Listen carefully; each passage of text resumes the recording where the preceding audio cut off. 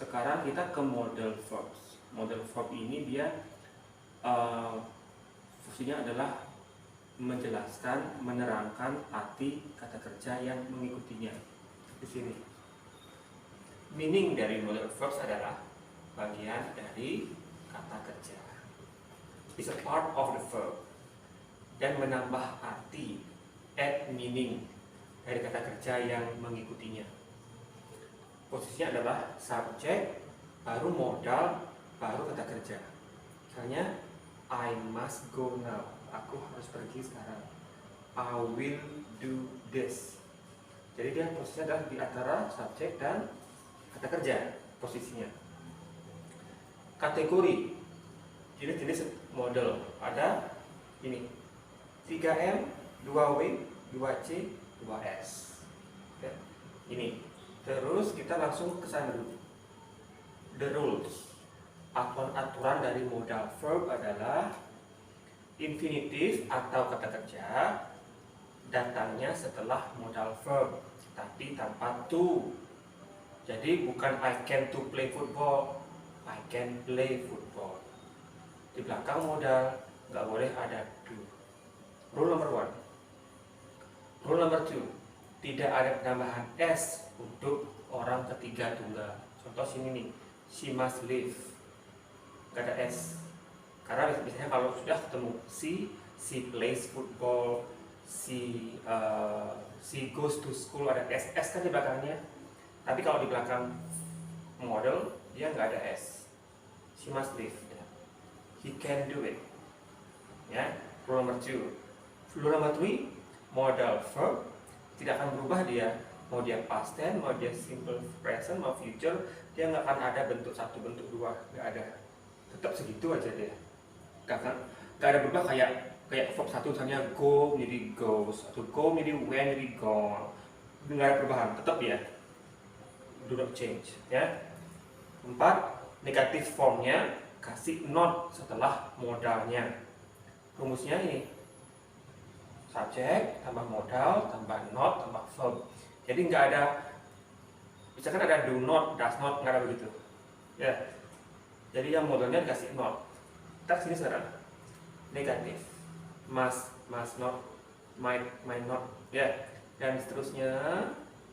Terus dalam spoken language, dalam keseharian kita kalau berbicara itu kita harus contraction, disingkat. Ya. In spoken or informal situation, dalam hal spoken, speaking sama informal, kita singkatin dia. Mustn't, mightn't, kalau may nggak ada. Will jadi won't, wouldn't, can't. Ya. Terus ini bentuk negatif sama penyingkatannya. Terus interrogative formnya bertanya, tinggal kasih modal depannya, baru subjeknya, baru verb. Can you help me? Will you come to my house?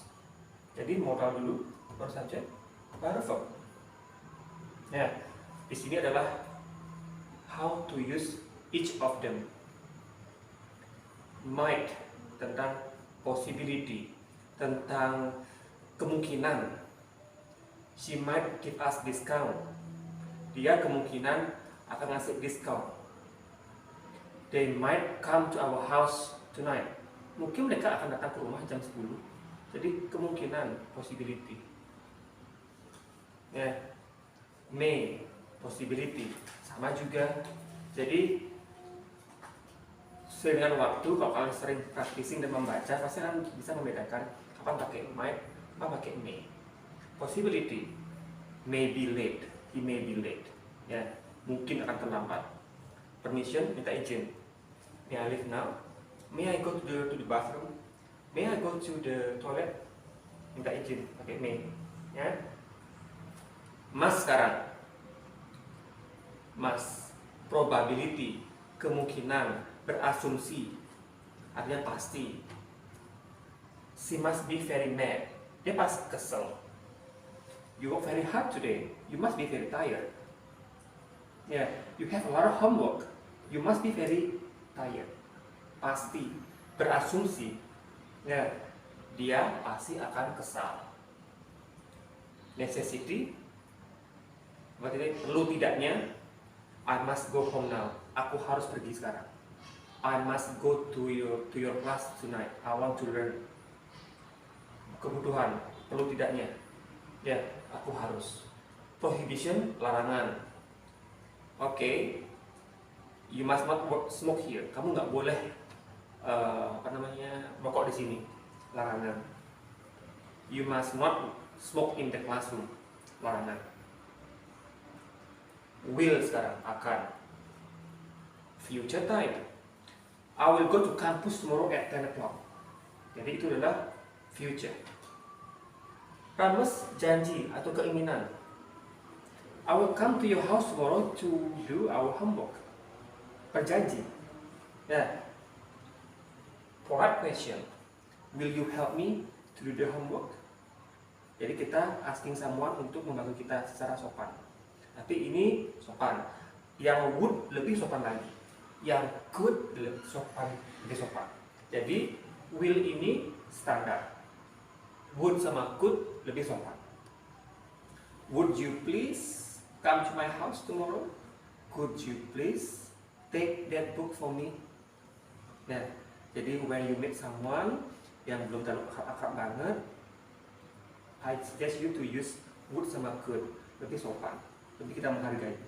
Jadi kalau sesama teman tak udah akrab seperti ini, utami, will you come to my house to do homework?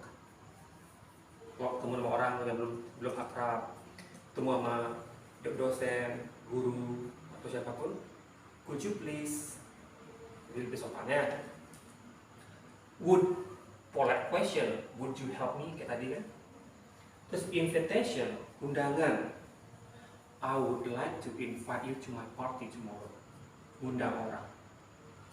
Terus preferences, memilih. Would you like to try this one or this one? Two. Would you prefer having this class inside or outside?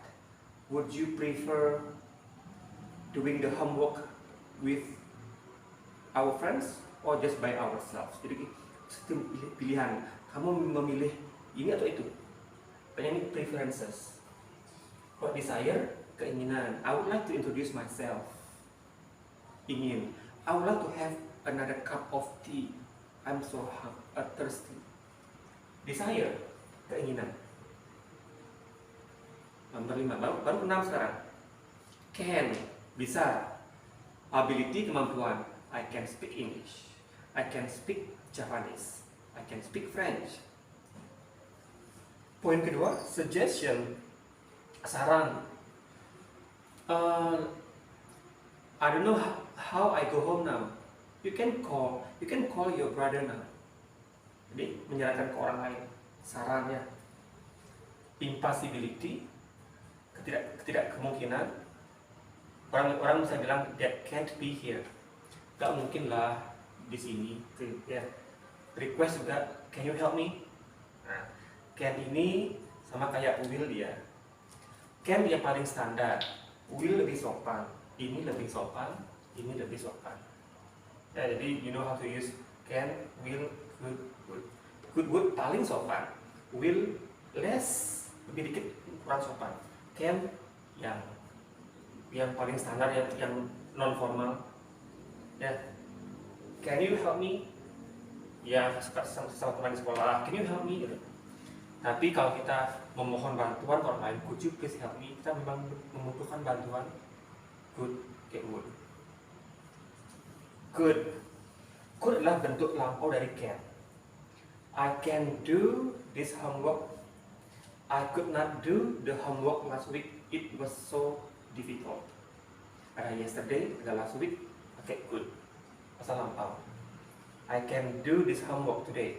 Today present. I could not do the homework yesterday. Masa lampau. Polite question. Could I call you? Kita lebih sopan nanya orang. Possibility juga sama seperti ini. Suggestion. You could try doing this. Misalnya, okay, I have a review question here on the whiteboard. You could try doing this. Coba aja. Kayak ini. Ya. Should, merekomendasi. Okay.